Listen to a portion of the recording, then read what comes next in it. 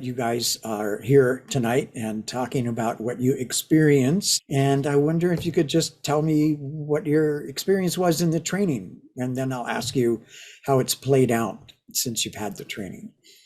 Sure. I think it was really helpful to have the tools, the needs and the feelings, and just to have those tools whenever we have conflict or confrontation.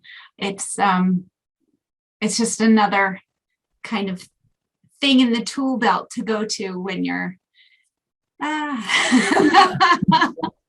Right. How about you, Steve? Well, I think I keep coming back to the islands.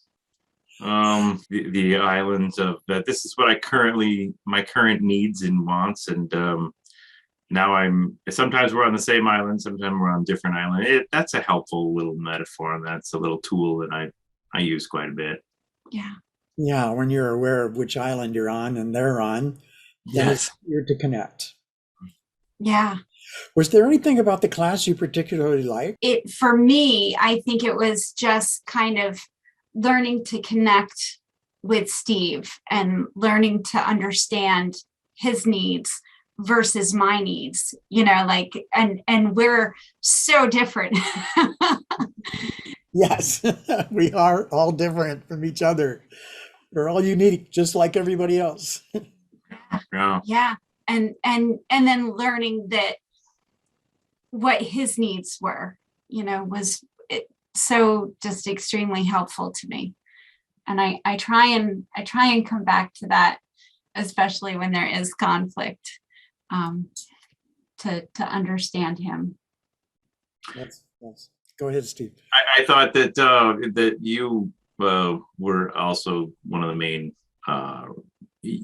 You offered us a safe haven, a comfort, a realness that really helped us just feel very comfortable and accept what you were talking about. We all seem to be looking for the same thing, so that was just really helpful to feel like we had just joined a team with you. Oh, thank you. Yes. We had tried counseling before, and basically we were told, you guys should break up. Which really bonded us, actually. Yeah. and you were just like, you really care about each other. I just see how much you care about each other. And I think that was the basis of, we have a relationship here that we can nurture, and you really helped facilitate that and helped us to understand. And you helped me understand, Steve. And by no means are we now experts in nonviolent communications. We're not. But just the conversations that we had and being aware of it, I still will dip back in, but just we're busy and our lives go on. But just the tools that we got from you. Yeah, even just this morning, like the stop and think, mm-hmm. and think about his needs, and his need is to be alone, to have his own time. To be alone. And so it was like, just back off and don't say anything and let him have his space, and and just knowing that helps. It helps tremendously. Yeah, otherwise you're guessing. And or me. Exactly. Yeah.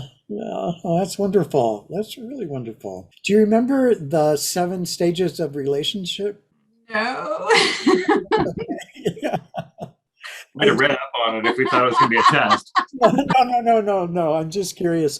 I find it useful as a framework because it covers all the stages, and it's not the framework that's important. What's important is learning how to connect and communicate with each other. And it sounds like you pulled that off. We definitely feel each other's differences.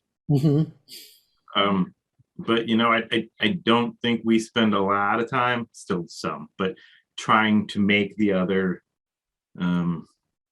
be something that they're not, trying to see them for where they are, who they are, and approach them that way, Yeah.